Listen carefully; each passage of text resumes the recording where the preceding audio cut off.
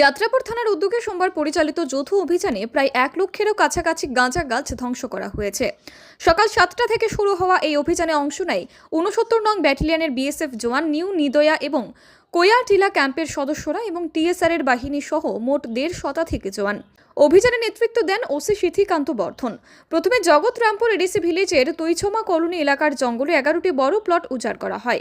কাটা গাঁজা এক স্থানে জমিয়ে কেরোসিন ঢেলে আগুন দিয়ে পুড়িয়ে ফেলা হয়। পরে বাহিনী কালী কৃষ্ণনগর সীমান্ত এলাকার জঙ্গলে আরও 10টি ছোট মাঝারি প্লট নিধন করে। এই অভিযানে কোনো বাধা না থাকলেও স্থানীয় মানুষদের মধ্যে কিছু বিরূপ প্রতিক্রিয়া দেখা গেছে। ওসি জানান, সুযোগ বুঝে সামনে আরও অভিযান পরিচালনা করা হবে।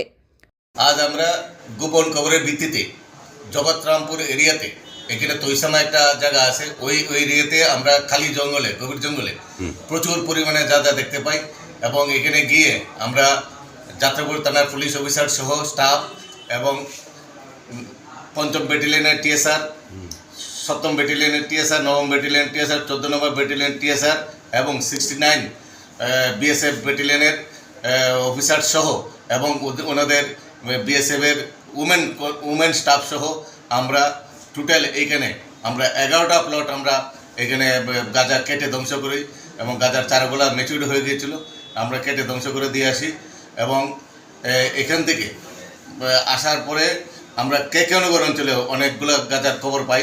কেকেনগর এরিয়াতে এখানে আমরা যাই সবাই মিলে, বিএসএফ সহ এবং টিএসআর সহ আমরা যাই এখানে গিয়ে আমরা প্রায় 10টা প্লটের মধ্যে আমরা গাঁজা চারা দেখতে পাইছি এবং এগুলো আমরা কেটে আগুন দিয়ে ধ্বংস করে দিয়েছি।